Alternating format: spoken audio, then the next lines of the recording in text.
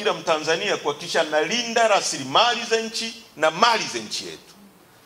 Kwa hiyo nataka nitoe position ya chama hapa, kwa sababu tuna vyombo vya habari na vitapeleka msimamo wetu wa kulinda rasilimali za nchi yetu na kuzipigania kwa tone la mwisho la damu yetu uko pale pale na hatutarudi. Tunaishi kwenye nchi yenye rasilimali nyingi, lakini watu wake ni maskini kwa sababu ya viongozi ambao wamejigeuza kuwa miungu wake. Sasa nataka niseme mbele yenu, mimi ambaye nimebaki nasimamia chama hiki, sitarudi nyuma, tunasonga mbele.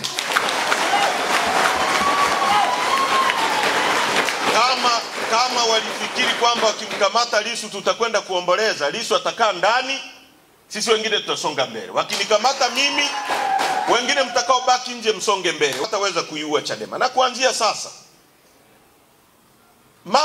barua zao za hovyo hovyo ambazo hazina msingi, za kiuonevu, hatutazijibu. Wakitaka waifute Chadema kama wana nguvu hizo. Tunaelewana vizuri? ANC ilifutwa kabisa na makaburu wa Afrika Kusini. Kwa miaka 27 ulikuwa uruhusiwi kutamka neno ANC. Lakini ANC haikufa kwenye mioyo ya watu wa Afrika Kusini.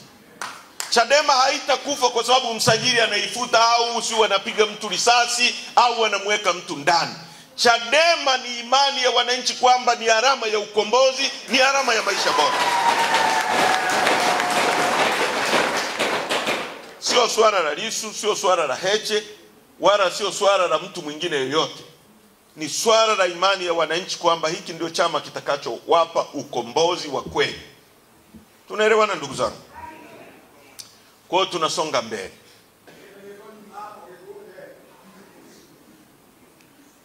Ndio msimamo wa mkutano mkuu wa chama, ndio msimamo wa baraza kuu la chama, ndio msimamo wa kamati kuu ya chama, ndio msimamo wa viongozi mliowaweka, mkawapa amri na watasimamia amri ya mkutano mkuu, sio amri ya mtu mwingine yoyote kutoka nje. Sasa tulikuwa Ruvuma, RPC ananiambia mkitaka kuzungumza hapa msizungumze no reform. Nikamwambia kama unataka kuwa sehemu ya maamuzi ya nini kisemwe kwenye chama chetu, njoo uwe mjumbe wa mkutano mkuu na utakuwa na sehemu ya kuamua.